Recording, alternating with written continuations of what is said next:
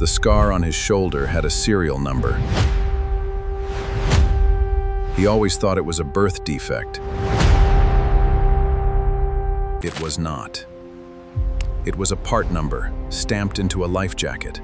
According to the official record, it never existed. His name was Jonah.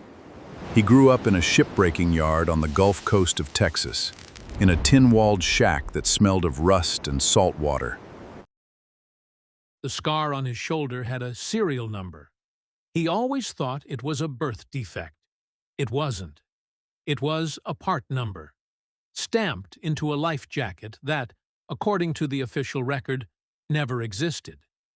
His name was Jonah.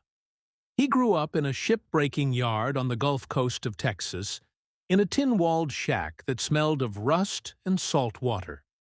The man who raised him was an old scrapyard owner named Earl.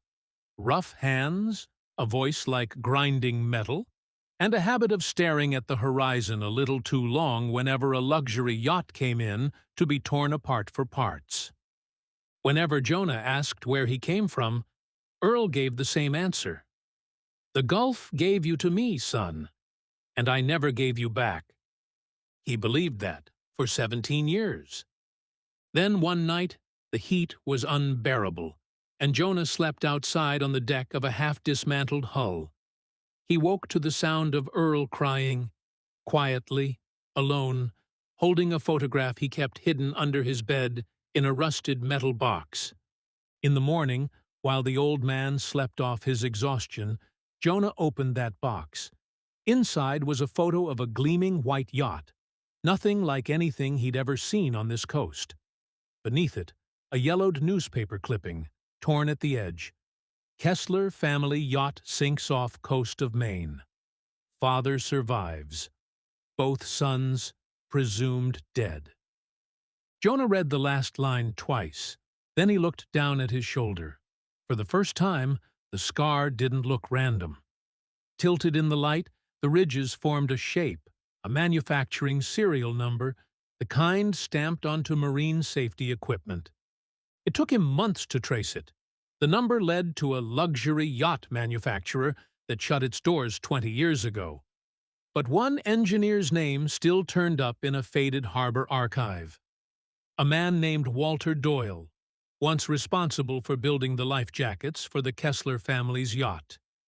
Jonah found Walter bedridden in a small house near the docks, his body failing, his eyes locking onto Jonah's face like he already knew who he was.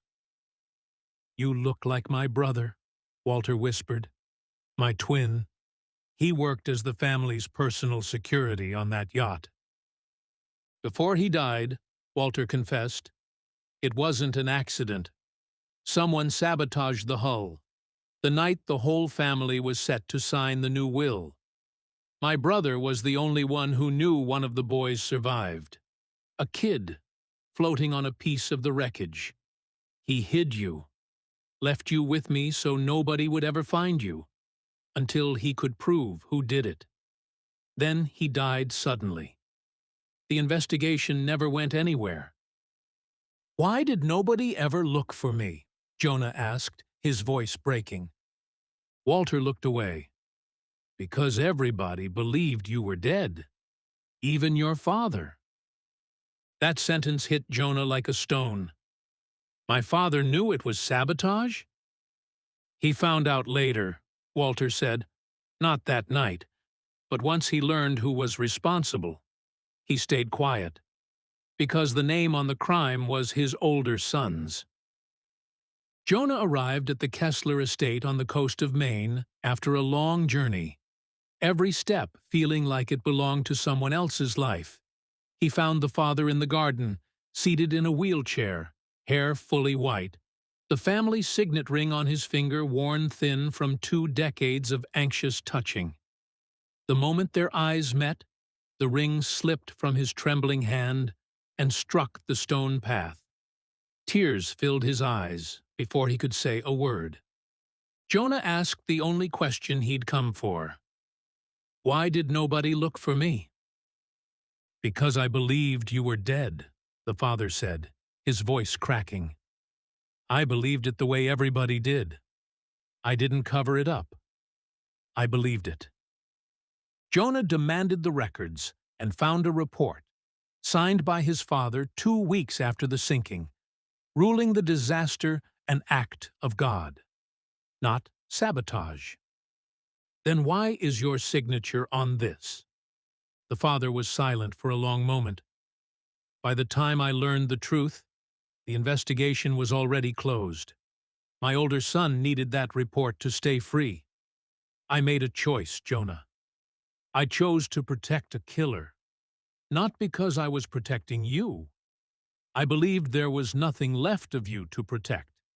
I was only protecting the son I still had. The silence that followed was heavier than anything else in the story. Jonah understood something devastating. His father hadn't knowingly sacrificed him. His silence, without meaning to, had sealed the one door that might have led back to his son. 20 years too early to matter. 20 years too late to undo. If you'd known I was alive, Jonah asked, would you have looked for me? I would have searched every coastline on this earth, the father whispered, but I would have spent every day afraid that your brother, once he knew, would finish what he started. Jonah stood there, the report in his hand, knowing that releasing it would destroy the family name and hand him back his birthright.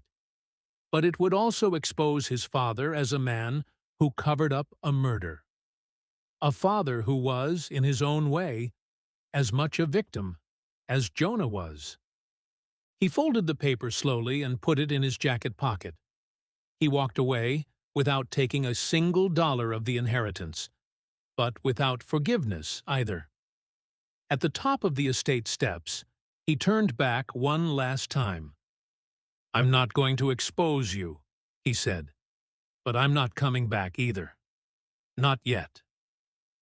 Jonah returned to the shipyard, the smell of salt and rust welcoming him like it always had. Earl stood by the cabin, torch still in hand, watching him walk in from a distance. Jonah crossed the yard, placed a hand on the old man's shoulder, and said the only thing that mattered. You're my real father. As he walked away from the estate, a figure who had been watching from the shadows, the family's longtime attorney, lifted a phone to his ear. He dialed a number saved under a single name. The Elder. A voice answered, calm and cold. The kid who died 20 years ago, the attorney said, is standing outside the gate right now. A long silence on the line. Then, quietly, I'm coming.